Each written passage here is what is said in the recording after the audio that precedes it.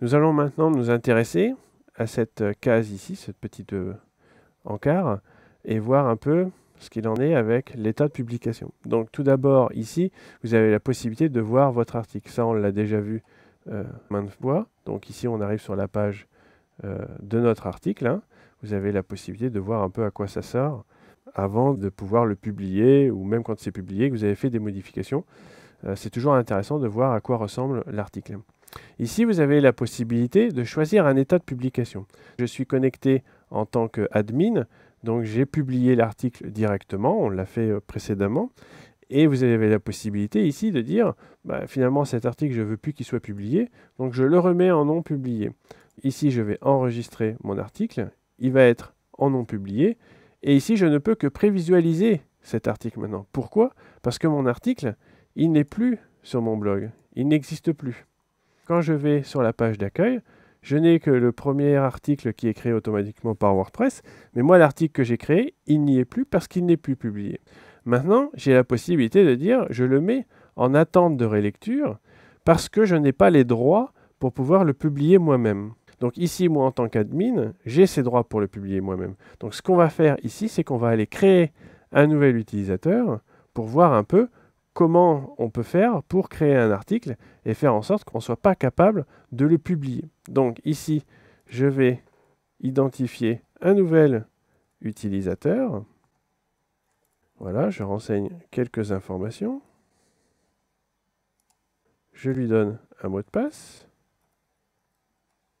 Et je lui donne un rôle de contributeur. Donc le contributeur, lui, ne pourra que écrire un article, mais il ne sera pas capable de le publier. Donc, c'est ce qui nous intéresse ici.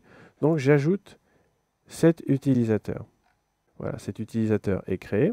Donc, moi, ce que je vais faire ici, je vais me déconnecter et je vais me reconnecter en tant que nouvel utilisateur.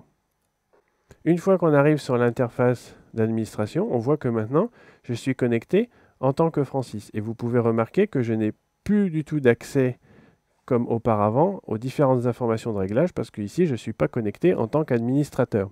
Donc ici ce que je vais pouvoir faire, je vais pouvoir écrire des articles. Je ne peux pas aller toucher aux autres articles qui ont été créés par d'autres personnes. Hein. Je peux écrire donc des articles, je peux gérer mes propres articles et je peux gérer les commentaires concernant mes propres articles. Donc ici, je vais créer vite fait article. Voilà.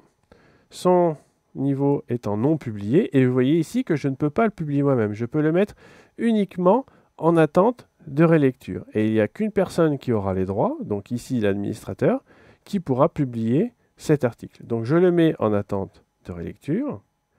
Je peux l'enregistrer. Je peux également le soumettre à relecture. Voilà. Donc ici, c'est tout ce que je pourrais faire en tant qu'utilisateur Francis. Je vais donc me déconnecter pour pouvoir me reconnecter en tant qu'administrateur.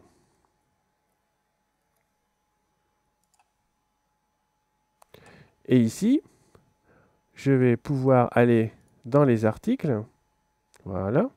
Et j'ai un article ici qui est non publié, qui est en attente de relecture. Ici, bon, je peux voir l'article et je peux aller dans mon article, dans la gestion des articles. Attention, Francis modifie actuellement cet article, même s'il n'est plus connecté. OK. Et donc, ici, ce que je vais pouvoir faire, je vais pouvoir dire, en tant qu'administrateur, je peux publier cet article. Il n'y a que moi, en tant qu'administrateur, qui puisse le faire. Donc, en cliquant ici, je le fais. L'article est maintenant publié. Il apparaît ici. Et je peux aller le visualiser sur le blog. Voilà, l'article qui a été écrit par Francis a été publié par l'administrateur qui a seul les droits pour publier les articles, alors que Francis était uniquement contributeur et donc que lui était soumis à une relecture par l'administrateur.